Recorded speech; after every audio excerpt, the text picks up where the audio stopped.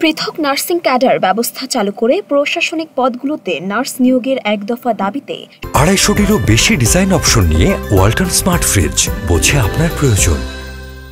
সারা দেশে অবস্থান ও বিক্ষোভ কর্মসূচি পালন করছেন নার্সরা। বুধবার দেশের সব স্বাস্থ্যসেবা প্রতিষ্ঠানে এই অবস্থান কর্মসূচি পালিত হয়।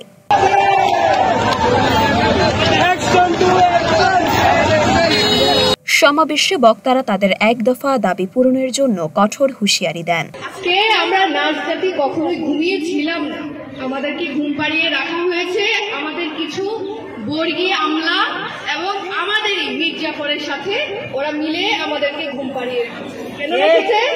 আমরা কথা বলতে পারি না। তারা ভেবেছে যে আমরা রুগীদেরকে শুধু বাবা মা ওইসব বলাটাই সীমাবদ্ধ এবং স্যারদেরকে স্যার স্যার স্যার না, আমরা প্রতিবাদ করতে যাই।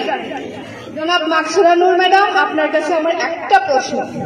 একটা বদলির জন্য আপনি বললেন যে আমাদের নার্স জাতি সেকেন্ড ক্লাসের যোগ্য না, তাহলে আপনি কি শুধু এসএসসি পাস করে বিসিএস ক্যাডার হয়েছিলেন নাকি ইন্টার পাস করে যেতে হয়েছে অনার্স মাস্টার্স করে?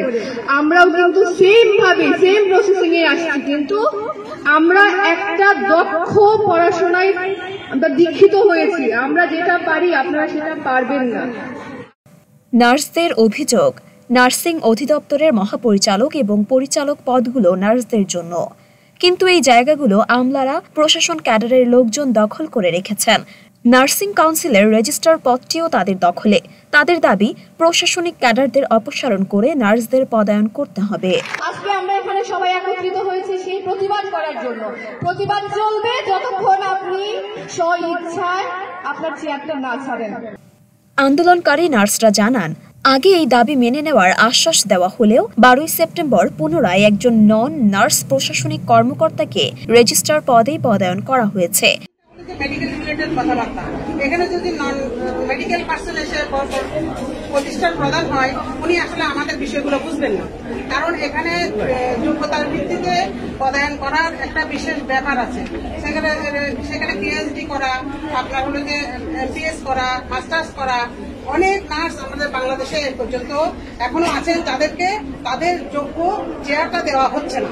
সংশ্লিষ্টরা বলছেন, এই আন্দোলন দীর্ঘায়িত হলে দেশের স্বাস্থ্যসেবা ব্যবস্থা বিপর্যয়ের মুখে পড়তে পারে বলে আশঙ্কা করা হচ্ছে।